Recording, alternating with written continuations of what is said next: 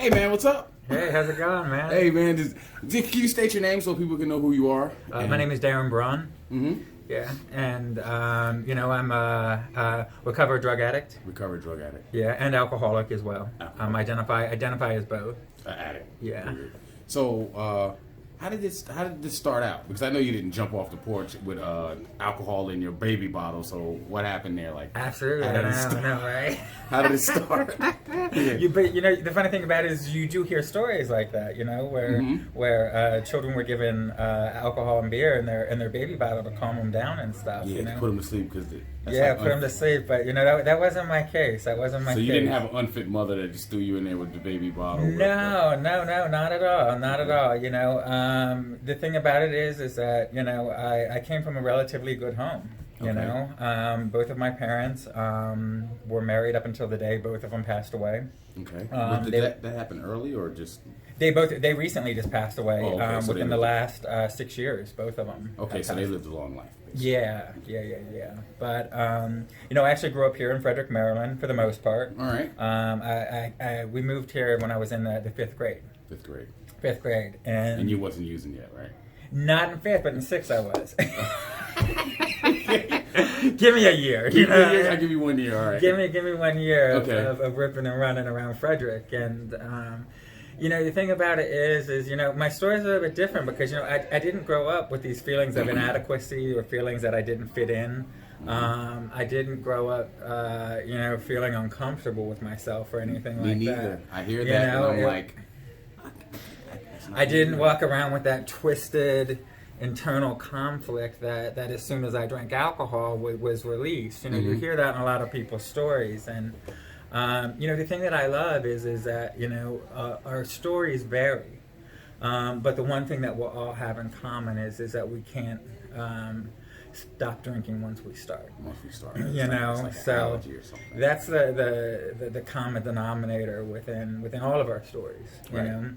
And so we moved here in the fifth grade, and I remember growing up as a child not understanding things. I didn't understand why people suffered from illness.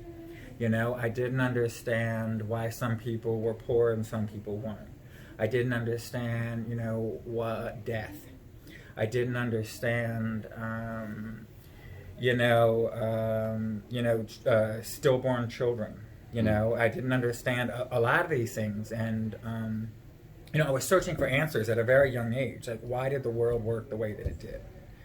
And they're not normal thoughts that a little fifth grader. I was getting ready to say that. Better man than me. I wasn't thinking about nothing going on in his mind. But and the reason I bring that up is I was searching for answers. Okay. I've always been searching for answers all of my life. I've always been searching for that why. Why? And later on, I found myself in full-blown addiction. And I said, why? Why me?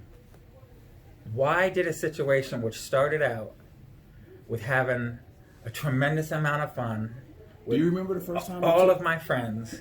Do you remember the first time you took a drink? Turn into this. I do. And the feeling?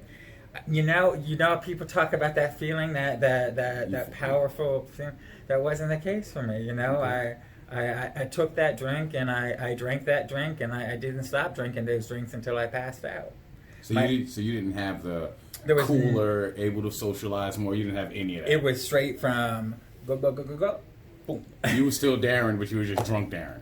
Basically, like, did your personality or your attitude or anything change? I drank the liquor so fast, and it was such strong liquor for a first-time drinker to be consuming that literally, it seemed like 10 minutes from the time that I took that first drink to the time I passed out.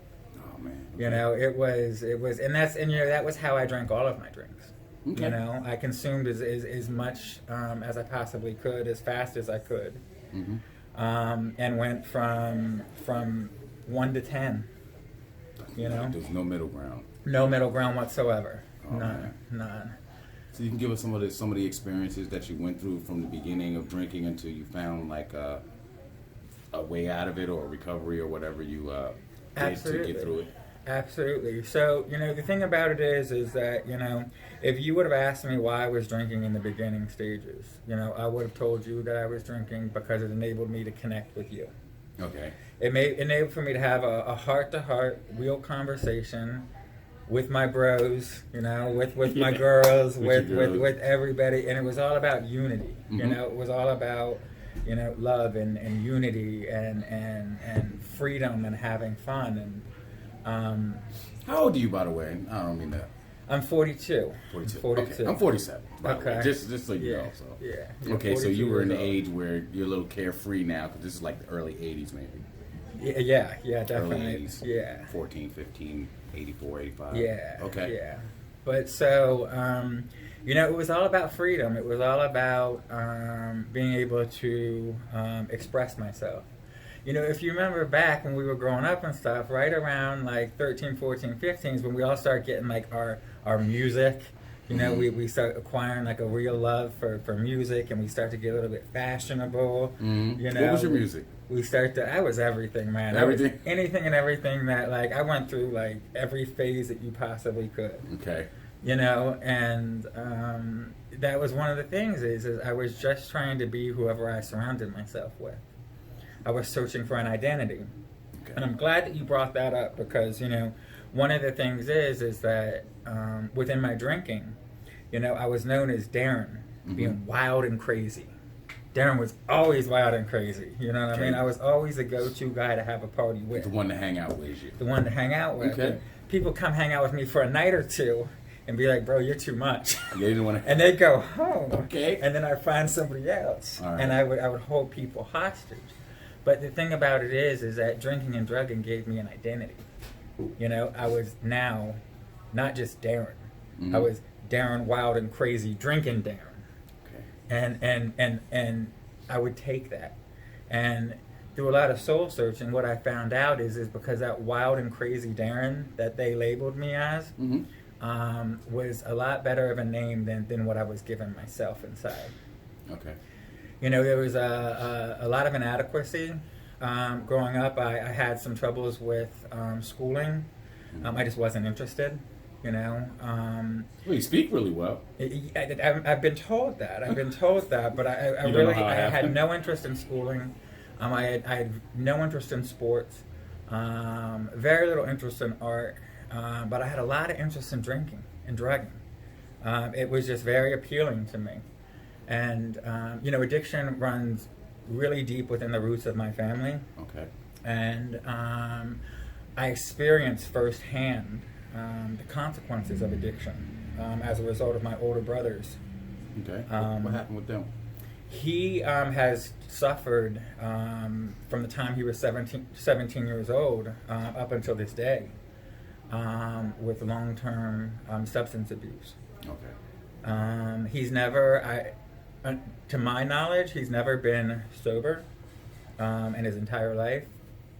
He might have had brief periods of abstinence, but not full-blown sobriety. Okay. And the consequences that he suffered have been greater than most stories you'll hear in the rooms of Alcoholics Anonymous, but yet he still holds on and still fights. Okay. So, did any problems occur like after you was wild, crazy Darren? What happened after that? Immediately. I mean, by the time I immediately, once I became wild, crazy Darren, I immediately withdrew from school. So I basically have a ninth grade education. In the ninth grade was when I didn't complete the ninth grade, but so I withdrew from school in the ninth grade, and I was also arrested twice. So you were already doing drugs? You were arrested for drugs, I was or you were still already drinking? using drugs and selling drugs. How you gonna talk over that? You missed the good stuff. Are you? I'm joking. I'm just saying. I was working my way up. All right. I'll leave you alone. My I'll just way sit up. back. I'll just sit back. I think you know what you're doing. So like I said, I mean, the thing about it is that, drugs, alcohol, and the lifestyle. I was addicted to the lifestyle as well. It was what lifestyle? It was that key. What lifestyle are you talking about? Because there's like a bunch of them. Because like me, when I was using, I was like, I thought I was a thug gangster. Because I'm from Harlem, so it was like a thug gangster lifestyle. I didn't think I was a thug or a when I hard, was but what using. I could do is that it gave me the ability to buy my friends. Okay. when you're the drug dealer and you constantly have what it is that everybody is using and addicted to, basically you can hang out with whoever you want. Oh, so you were like one of the preppy drug dealers with like that. You know, like the guy like you'll never know is doing it type. Exactly. Okay. Exactly. Gotcha. I mean, I wasn't, but I was actually hanging out with some very sketchy people. You know, very sketchy people Okay. who are either have either passed away or have been incarcerated for most of their lives. Okay. So I dropped out of school, and that's when I started hanging out with all the older crowd. You know what I mean? I was hanging out with the older crowd who had dropped out as well. Mm-hmm. And I met a guy who was from another country, and he was a drug kingpin, and he saw perfect opportunity within me, and I saw perfect opportunity within him. It was not a one-way street. Mm-hmm. And he and I began to work together. And the thing about it is at that time I was just selling marijuana, Okay. very large quantities of marijuana. You was also smoking it, correct? Oh, of course. But what happened is that people began to see how much marijuana I could sell. So people who were selling crack cocaine started to take notice upon this, and they started to front me large quantities of crack cocaine. Oh wow. And I began to sell it, but I also began to smoke it. So basically what it ended up being was me selling marijuana to be able to support my crack habit. So you really wasn't making any money, basically. No, and I was always like robbing, what did they say, Peter to pay Paul? Peter. Pay Paul, doing... I do that now on my credit card. Doing that whole situation. And, by the time I was 17 years old, I was a full-blown drug addict. Full-blown. And you were using everything, or you was just using crack and marijuana? And I was using crack, marijuana, I was using powder, I was using LSD, mushrooms, ecstasy, methamphetamine. I really I really like to combine and make a concoction, as I used to call it. You know what they call that now? Candy flipping. They candy flip. Oh yeah. It's called candy flip. Candy flipping, yeah. I was the kingpin of that. Like, don't worry, I used to candy flip too. Whoever I was with, whatever you was doing, I was doing. That's what it. Absolutely. Garbage head, Absolutely. But it. The thing about it is that even at 17 years old, I had the desire to stop, but I just couldn't. And this was 17. 17. Doing everything. Yeah, 17, and I had the desire to stop. I just couldn't. I couldn't. My body was physically addicted to it. And, I gained a huge resentment towards life because as I began with this story of telling you, the thing about it is that what started out as literally brotherly love, hanging out, having a good time with my guys and my girls, turned into full-blown addiction. And, I felt like I had been cheated. I felt like I had been robbed. And it really gave me, a bad taste in my mouth in regards to how life worked. Because I had gone from loneliness and isolation to friendships and family, to loneliness and isolation again. So it was kind of like, you know what I mean? Yeah. And exactly. I exactly know. You get it, right? I mean, I it's our phases, but so at that time I was trying to run from my addiction. I was using means of relocating. I had moved. I had moved to Damascus, Maryland. Oh, so you tried to stop using by moving? The geographical change. Okay. But I just moved a couple towns over. I moved from Frederick to Damascus and went into a new school and stuff like that, which I never even attended the first day of that school. But or maybe I believe at that time I was already withdrawn from school and had gotten my GED. Okay. So I moved from Frederick to Damascus into my own apartment and cut off all the people that I was speaking with and tried isolation once again. Isolation was a big tool for me in regards to overcoming addiction. Describe the way you used to isolate, if you don't mind. Like what you used to do, like just sit in the house and get high, or what? I take my phone and I flush it in the toilet. I take my phone, I smash it on the ground, and and I walk away from everybody. And I really live by myself. You know, I speak to no one. I work a job. So you stayed in your own head. And just stay in my own little world. And, you know, for a period of time I was safe and protected. But, you know, what always happened is that the time would always present itself again when I would find myself. So whenever you isolate, you were clean, and then... Oh, I'd isolate while I was using too, but what I mean is like the things that I tried to use in order to get sober. One of the things that I tried to use was to a geographical change, as they say, you know, to move to a different area, to change my surroundings, the schooling that I was getting or the job that I was working, things like that. Okay. But, you know, to speed you up a little bit, so I found myself at 20 years old with trying these attempts to stop using, to change my environment, to change the brand that I was using. I tried the marijuana maintenance program. That didn't work for you? It didn't work for me. I tried just drinking. You know, I tried just drinking beer rather than hard liquor. I was always trying something. It was always a constant search within me to be able to stop. And, you know, not the last, but a significant event that I tried was I moved to Timonium, Maryland, and got an apartment and enrolled into college. So this whole time you always were working, you always had a job and all that? No, I was always getting a job, getting a paycheck. Okay. And using that paycheck to get high, and then losing that job. All right. I didn't have my first real job until I was like 30 years old. Oh, wow. Yeah. Like that was substantial, you know? So I moved to Timonium, Maryland, where I enrolled for school, and I got a job. Yeah. All right, cool. And I got a job and enrolled for school, and, you know, I was out there, and I was candy flipping, as you say. And by this time, my addiction had began to progress where I was using heroin to bring me down from the extreme states of the other drugs you were using. Yeah, that I was getting myself in. And you know, I called my friend. I was at my apartment, and I began to hallucinate, and I became very afraid.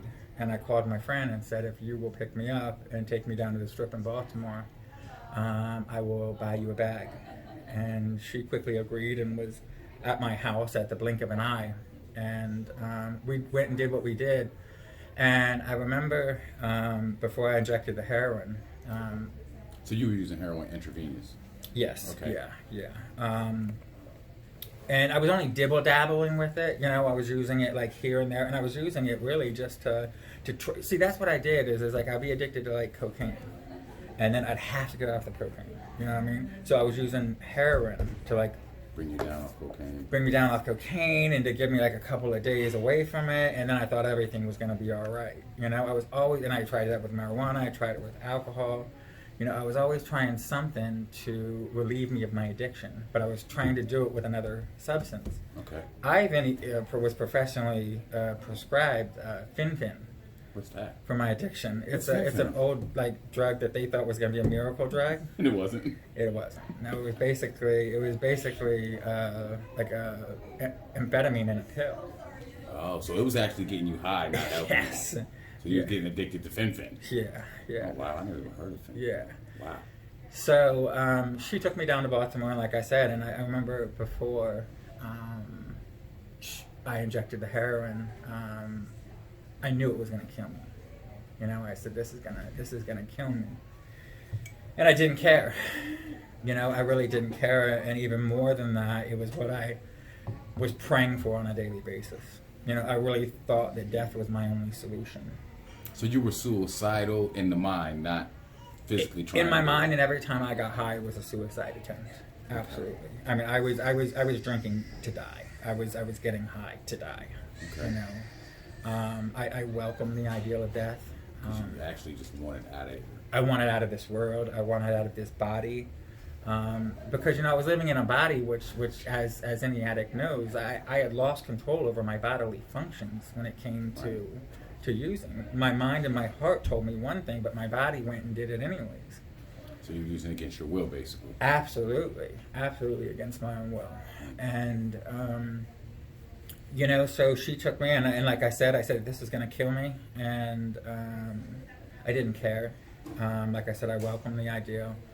And from what I'm told from the situation is that after shooting the heroin, I immediately went into a cardiac arrest. Okay, so you overdosed that night. Yeah, I went into a cardiac arrest, and had it not been for my roommate, who was in the apartment as well, who wasn't getting high, I probably wouldn't be here today, because he came into the bathroom and saw me, and he asked her what was wrong, and she said, "This is just what Darren does when he gets high." Like I told you, I drink and I get high to fall over, to pass out, to be on the ground. Yeah. So he reached down and checked, and I wasn't breathing. Okay. So he called 911, and I was admitted into the hospital DOA, and they were able to revive me and bring me back, and I was put on life support. But they told my family that there was only a 50-50 chance that I was going to pull through and make it. And if I did make it, that I was going to be so severely brain damaged that I was going to have to be taken care of for the rest of my life. So you're a miracle. Absolutely. Or so to speak. We all are. I mean, I believe that we're all miracles. I think a lot of doctors don't know the answers to these things that they I think they take a lot of guesses. That's just my opinion, but we'll leave that for another interview. So, the Miracle Man. All right, then what happened after that? After they revived you? I came to after 5 days being in a coma, and I was strapped down to a hospital bed. So you did institutions and death so far. I'm sorry? Like I heard that there's 3 stages. Like I actually know there's 3 stages. They say it's jail, institutions, and death. It sounds like you did it backwards. You did jail. You did death. And now you're in an institution strapped down to a bed. In jails, and I did jails too. I've been incarcerated. So you did all 3. Yeah. Okay, I'm sorry for interrupting you, but it's just kind of, it's like you did all of it. Yeah. You know what I mean? Yeah. Jails, institutions. Is that uncommon? Don't we all do all of it, kind of? Well, a lot of us don't die. You know what I mean? Yeah. So you have the jail, like. From what I was told, like if you do jails, institutions, and death, then you have no other choice but to get clean after that, because you did everything. Yeah. So you only have one thing that you didn't do. But I didn't want to stop you, so you was just strapped down to a bed. No. Go ahead. It was just. So I was in a coma, and I came to, and I found myself strapped to a bed, Mm-hmm. and I had tubes going in all parts of my body. Mm-hmm. I was actually had the life support tube for a while, and to be honest with you, one of the things that almost killed me was my tongue ring. Okay. They were unable to get the life support tube down my throat because I had my tongue pierced. And so those things can be a little dangerous for us, It sounds like you still have one in your mouth now. Nah. I'm just scared. That joint look like it hurt. I hear you, bro. I hear you, man. But, so I came to, and I didn't know what had happened. I obviously didn't know what had happened. But I was crying, and I was in tears, and I was apologizing, and the first thing that they realized is that I wasn't able to hear the response to what they were saying to me. Okay. And I kept saying, what, and they realized at that point that I had lost 60% of my hearing as a result of that drug overdose. And the next thing that they noticed was that I kept asking them the same question over and over and over. So they came to terms, and I now have accepted the fact that I have a short-term memorization problem as a result of that drug overdose. And, the doctors told my parents at that very moment that they needed to do something with me, or else they were going to bury me. And my parents, having had previous experience with my older brother, knew that the sad reality for us is that if the alcoholic or the addict doesn't want to get sober, chances are sobriety isn't going to work for them. Okay. Some people can be forced into it, and we know those stories as well. Mm-hmm. But so they brought me home, and they put me in a bedroom where I pulled the blinds and stared at a television that I was no longer able to hear. And I stayed in a dark bedroom for the longest of time. I still to this day don't know how long I was in there. But did your hearing come back? Because no? No, my hearing is, I have hearing aids in right now. Oh, I didn't even know. Yeah. I didn't even know. So you hear better than me now. Yeah. I read lips very well too, so. Okay. Yeah. Like you have to speak proper English too, huh? Yeah, right. Lucky I'm not a mumble rapper. You'll be like, what? Yeah. Go ahead, no, I'm sorry. You're fine, man. You're fine, definitely. I'm sorry. But, the thing about it is that, one of the things that strikes me most about that story is the first recollection I have of being in the hospital was being down in restraints and screaming that they needed to let me go because I needed to go get high. My body, for the first time in the longest time, had began to go through withdrawal while being in the hospital. And, ultimately that was something that I just wasn't willing to let happen. But they kept me strapped down in leather restraints until the physical craving had at least been relieved enough for me to go home. So they put me home, like I said, and I was in that room, and a friends were stopping by to check up on me and see me, and that was the most horrible experience of all, because now these people who once knew me as being Darren, who was able to hear and hold conversations with people, I was no longer able to hear them. So when they would stop... And how old were you when all this happened? I was 20. 20, okay. Yeah, so I was 20 years old, and before I even took my first legal drink. You were already... Yeah. The first legal drink was no big deal for me. I was never like, oh yeah, I can go to a bar now. It's like I've been going to bars since I was 15, a kid, But so they would stop by, and I would I would want for them to leave. And one night, a friend of mine stopped over. He was a little dressed up, and I asked him where he was going, and he said that he was going to a bar down in Southeast DC that we used to go to. And I said, hold on, I'm coming with you. Okay, so you was already through withdrawal and everything by this time? Yeah, I was in, I went through a state of depression that, I don't even, to be truthful with you this day, don't even know where my mind and body went to for that period of time. Okay. I remember the pain, I remember the agony, but I don't actually recall my physical self being there, It's how our body, is able to, tolerate situations like that, So I jumped up and got in his car, and I told him to stop by the liquor store because I needed 2 40 ounces that I was going to drink before I got down there, so that I could afford to drink at the bar like I like to drink.